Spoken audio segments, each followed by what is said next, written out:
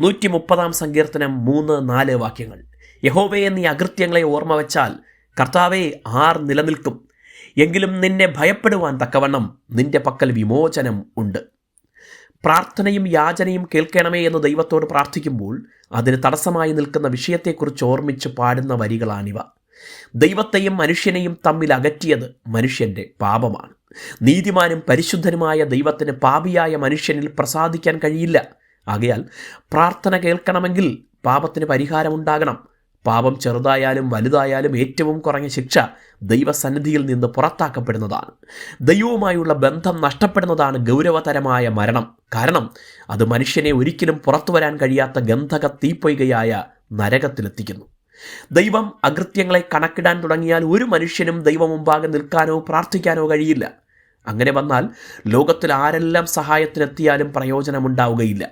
അതിനാൽ തന്നെ ഒരു മനുഷ്യന് ലഭിക്കാവുന്ന ഏറ്റവും വലിയ അനുഗ്രഹം അവൻ്റെ പാപങ്ങൾ മോചിക്കുന്നതാണ്. പാപത്തിന് ശിക്ഷ നൽകാൻ പരമാധികാരം ദൈവത്തിനാകിയാൽ പാപം മോചിക്കാനുള്ള അധികാരവും ദൈവത്തിന് മാത്രമാണ്. ഇത് മനസ്സിലാക്കിയാണ് തുടർന്ന് പാടുന്നത് ദൈവത്തിൻ്റെ പക്കൽ പാപമോചനമുണ്ട് എന്ന്. മാത്രമല്ല, ദൈവത്തിൻ്റെ പക്കൽ മാത്രമേ അതുള്ളൂ എന്നതിനാൽ എത്രയധികം ദൈവത്തെ ബഹുമാനിക്കണം, സ്നേഹിക്കണം, ഭയപ്പെടണം. നാം എല്ലാം ബലഹീനരും പാപത്തോട് സ്വശക്തിയാൽ എതിർത്ത് നിൽക്കാൻ കഴിയാത്തവരുമാണ്.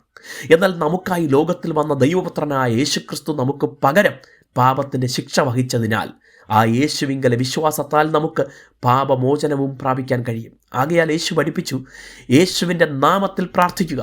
നമ്മുടെ യോഗ്യതയുടെ മാനദണ്ഡത്തിലല്ല, ക്രിസ്തു യേശുവിനുള്ള കൃപയാൽ ദൈവം നമ്മോട് പാപം ക്ഷമിക്കുകയും പ്രാർത്ഥന കൈക്കൊണ്ട് മറുപടി നൽകുകയും ചെയ്യുന്നു. നമ്മോട് ഈ മഹാകൃപ കാണിച്ച ദൈവത്തിന് സകല മഹത്വവും കൊടുത്ത് ആ കൃപയിൽ ആശ്രയിച്ച് പ്രാർത്ഥിക്കാം.